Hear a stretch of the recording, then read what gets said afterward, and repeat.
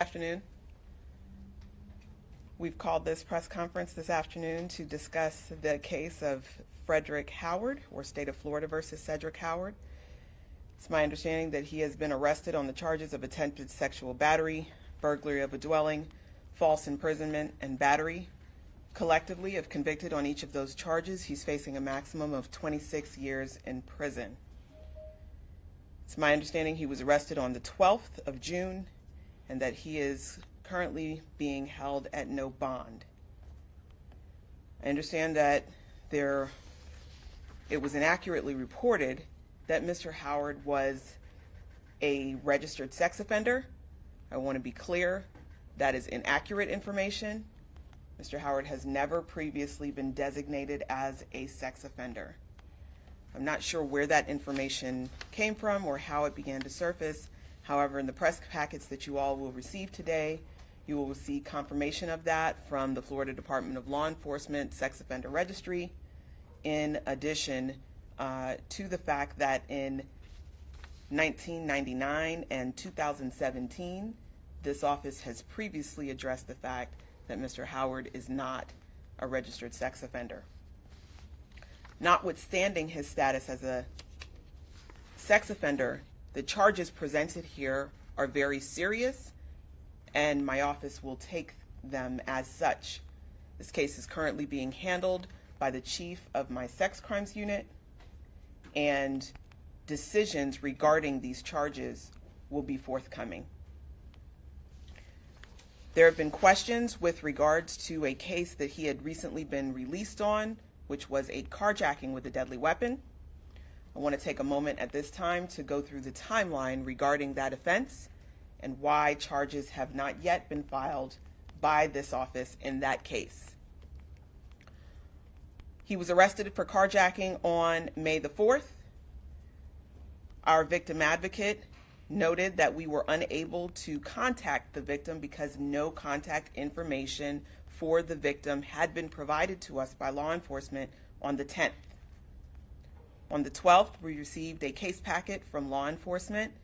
Again, there was no contact information for the victim provided. On the 31st, the assistant state attorney reached out to law enforcement, again requesting contact information for the victim. On June 1st, our investigations unit began trying to attempt to locate this victim, and there were no results. On June the 5th, in accordance with the law, the defense filed what is commonly referred to as a 33-day motion. It is a motion for release on recognizance that the defendant is entitled to if the state does not file charges at that point. Because our efforts to contact the victim up until that point had failed, we were unable to state a good faith basis for contesting the defense's motion at that point. The law regarding release on recognizance after 33 days will also be provided in your press packet. As in previous discussions, it's important to note the difference between the law enforcement standard of probable cause versus the state attorney's standard of beyond a reasonable doubt. Law enforcement, upon interviewing a witness, found probable cause to make an arrest. However, in this particular case, as in many cases where you will find that the charges are later not filed or dismissed, the state is unable to contact the victim or have willing participation from the victim. And in any case where there is a victim, unless there is substantial evidence in which the state can go forward without the testimony of the victim, the state cannot proceed with charges because they will be unable to prove that case beyond a reasonable doubt.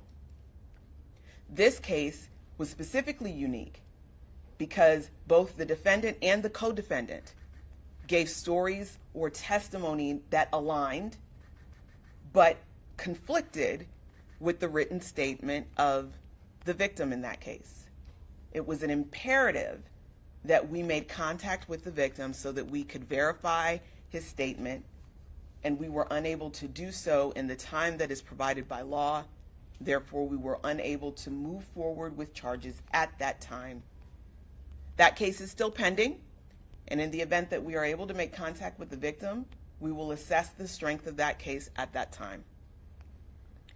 However, in accordance with the law, the state could not, in good faith, contest the defense's motion for release on own recognizance, and the court granted the defense's motion, and he was released, as has been previously stated.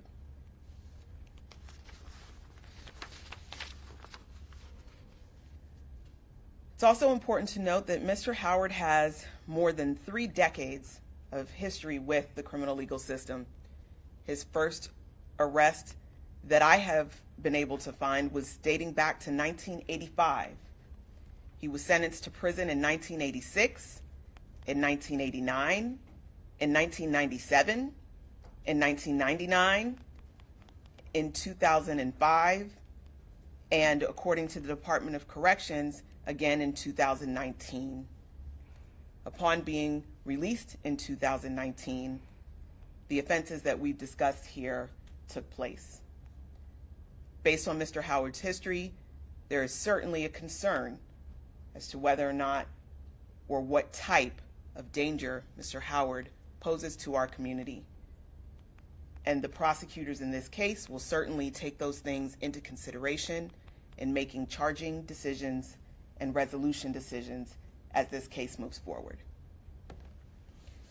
At this time, I will open the floor for any question. I'd ask that you'd raise your hand, state your name and your station, and wait for me to call on you. Yes. Hi, Jeff Left-Coolidge from WFTV. You had mentioned it yourself just now about taking in the totality of this guy's record. So how do you keep somebody like that off the street if you don't keep him in jail for the evidence that you have to charge him, let a grand jury decide if there's enough evidence to hold him to trial? Yeah, so the law doesn't work that way at all. There is no grand jury that decides anything in a case that does not involve a first-degree murder in the state of Florida. Furthermore, the law prescribes certain time limits for certain offenses, and there's nothing in the law that says we are going to do something that's extra than what's prescribed to keep someone off the streets. The only ability that we have is to charge people for the offenses that they commit and seek sentences that are fair and just under the circumstances of those cases. Hi, Valerie from Fox 35. Do you think the law should be adjusted? And if so, would you do anything to start that process? Well, if you say, do I think the law should be adjusted, in which regard? Because there are many regards in which I think that our laws should be adjusted, but what specifically are you referring to? In regards to the long criminal history, he is in prison several times. And so to see this, and then to see this new carjacking charge, should there be something in the law to state that maybe the time could be longer, or he could be held to give you more time to find what you need? So you're saying the law with regards to his release on the carjacking, that he shouldn't be permitted to get out within 33 days? Well, I think if you look in a case where someone is guilty of a crime, then I think that people might, think that that's the case. But as I've stated in this particular case, we don't know whether or not this individual was guilty of that crime. So in a case where someone is not guilty, should they be held without bond for more than 33 days while the state is able to locate a witness or a victim? I think that many people would think that in the case of individuals who aren't innocent and people are presumed to be innocent until proven guilty, that necessarily shouldn't be the case. But if you look at the totality of, since he was let out in 2019, 2020, he's been arrested 7 times. He keeps getting out, and some of the cases you didn't prosecute those cases. The other ones he got maybe few days in jail because he had time served, maybe a couple weeks in jail for time served. So how do you keep somebody that just doesn't care, keeps getting out and committing more crimes from keep getting out and doing more crimes? So we look at each case on an individual basis, and the prosecutors make a determination as to what is the most appropriate charge for the case that they are currently reviewing, and that's how you do it. But do you always need the witness for this thing? The police had body cam of all the interactions with these people and had their statements. So, yes, you do need a witness when there is a victim for a crime. In order to prove a case beyond a reasonable doubt, you need a witness who will come in and say, these things happened to me. Unless there's video surveillance that actually shows the crime taking place, then you need a witness to come in and say, I am the complainant in this case, and these are the things that happened to me. Catherine Silver with News 6. Is there anything you can, any words you can offer to this recent 18-year-old victim and her family? I imagine that them hearing that, you couldn't contact the witness from the previous case is not enough when he did get out and then days later she becomes a victim of a crime. So the state attorney's office is going to follow the law in every single case.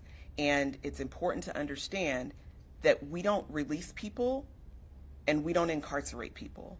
We only follow the law where it comes to processing charges.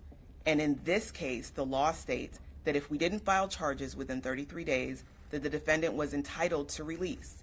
And we were not able to file those charges because we weren't able to prove the case beyond a reasonable doubt at that time.